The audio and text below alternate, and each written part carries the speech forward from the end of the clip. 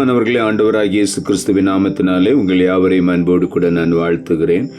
ஆண்டவர் கிருபையாய் நமக்கு கொடுத்த இந்த புதிய நாளுக்காக முதலாவது நாம் ஆண்டவருக்கு நன்றி சொல்லுவோம். நாளெல்லாம் பாதத்தில் கர்த்தாவே காத்திருப்பேன்,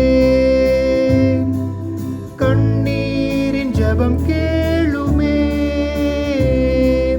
கருணையின் பிரவாகம் நீரே.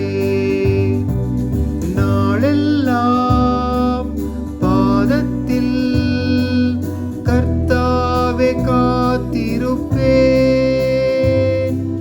கண்ணீரின் ஜெபம் கேளுமே,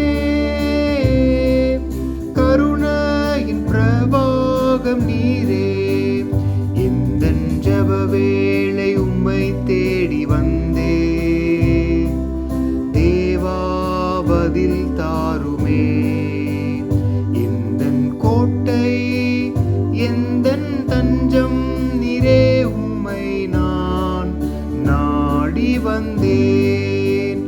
எந்தன் கோட்டை எந்தன் தஞ்சம் நீரே, உம்மை நான் நாடி வந்தேன்.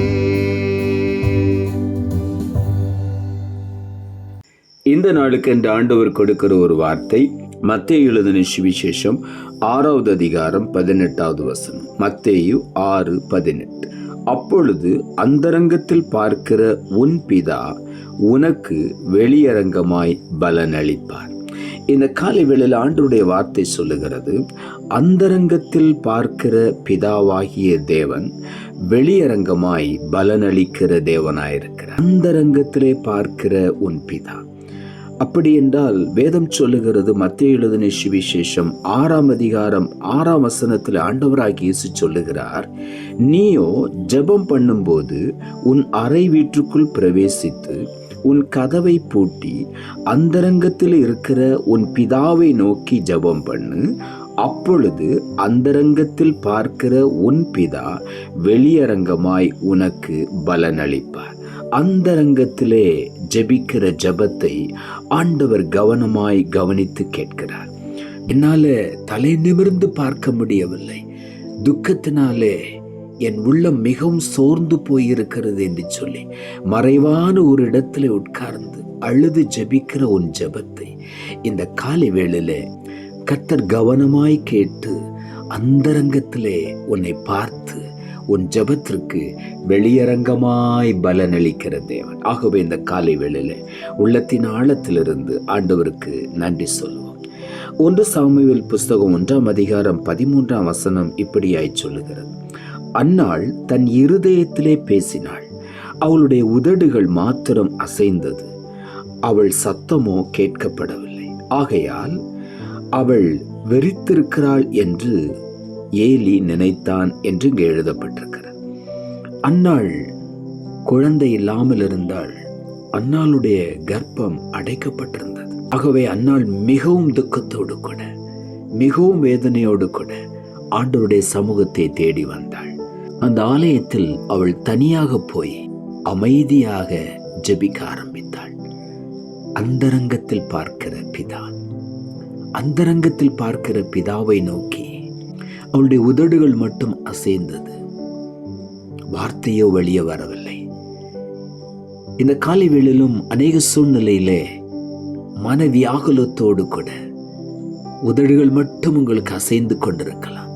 உள்ளத்தில் பாரத்தோடு கூட கண்ணீரோடு கூட ஆண்டவருடைய சமூகத்தில் நீங்கள் ஜெபித்து கொண்டிருக்கலாம். அந்த ஜெபத்தை ஆண்டவர் உன்னிப்பாய் கவனிக்கிறார். அவளுடைய வார்த்தை வாயிலிருந்து வெளியே வரவில்லை, அவள் உதடுகள் மட்டும் அசைந்தது என்று வேதம் சொல்லுகிறது. அன்னாளுடைய ஜெபத்தை ஆண்டவர் கேட்டார். அதே 1 சாமுவேலின் புஸ்தகம் 1ஆம் அதிகாரம் 17ஆம் வசனம் சொல்லுகிறது, அதற்கு ஏலி, சமாதானத்துடனே போ, நீ இஸ்ரவேலின் தேவனிடத்தில் கேட்ட உன் விண்ணப்பத்தின்படி அவர் உனக்கு கட்டளையிடுவாராக என்று அன்றைக்கு அந்த பிரதான ஆசாரியனாகி ஏலி அன்னாளை பார்த்து சொல்லி அனுப்பினான்.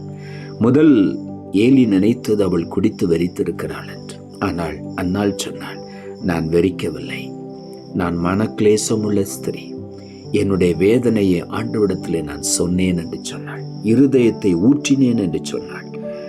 அன்றைக்கு அன்னாளுடைய ஜெபத்தை ஆண்டவர் கேட்டார். அவள் விரும்பினபடி வெளியரங்கமாய் ஒரு பலனை ஆண்டவர் கொடுத்தார். அதுதான் இஸ்ரவேலிலே ஒரு பெரிய தீர்க்கதரிசியாய் சாமுவேல் என்கிற தீர்க்கதரிசியை அன்னாளுக்கு ஆண்டவர் கொடுத்தார். அன்னாள் கேட்டால் ஒரு பொருத்தனை பண்ணினாள். எனக்கு ஒரு ஆண் மகனை கொடுத்து என் நிந்தையை மாற்றிவிட்டார், நான் அவனை உமக்காக ஒப்பு கொடுத்து விடுவேன் என்று சொன்னாள். அப்படித்தான் அன்னாள் பொருத்தனை செய்தாள். ஆண்டவர் அவளுடைய உதடுகள் அசைந்து ஜெபித்த ஜெபத்தை, அந்தரங்கத்தில் ஜெபித்த ஜெபத்தை ஆண்டவர் கேட்டு வெளியரங்கமான ஒரு பதிலை கொடுத்தார், ஒரு பலனை கொடுத்தார். அதுதான் இஸ்ரவேலில் ஒரு பெரிய தீர்க்கதரிசியாக சாமுவேல் என்கிற பிள்ளையாண்டானை அன்னாளுக்கு ஆண்டவர் கொடுத்து அவளுடைய மனக்லேசத்தை ஆண்டவர் மாற்றினார். அந்தரங்கத்தில் பார்க்கிற பிதா. ஏசாயா தீர்க்கதரிசன புஸ்தகம் 38 அதிகாரம் 2-3 வசனங்கள் இப்படியாய் சொல்லுகிறது.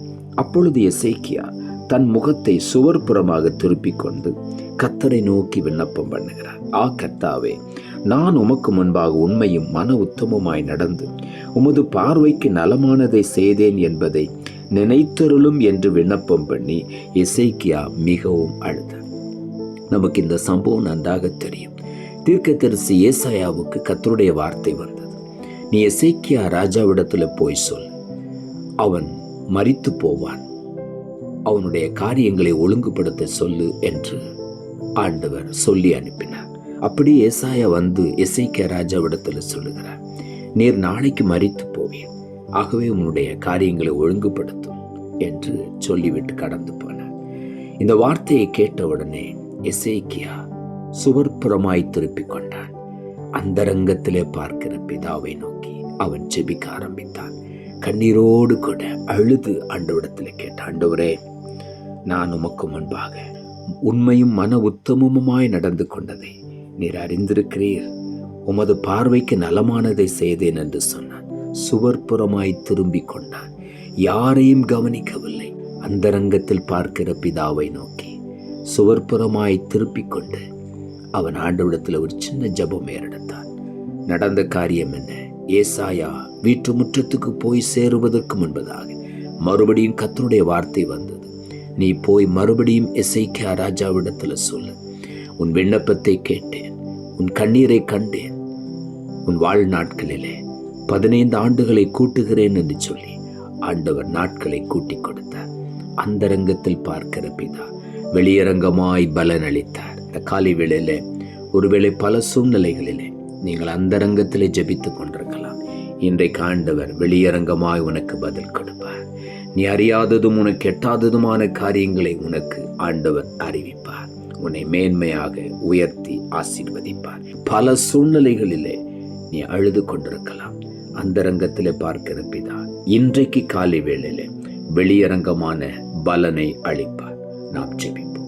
அன்புள்ள ஆண்டவரை, கிருபையா நீர் கொடுத்த இந்த புதிய நாளுக்காய் மறுபடியும் உமக்கு நன்றி செலுத்துகிறோம்.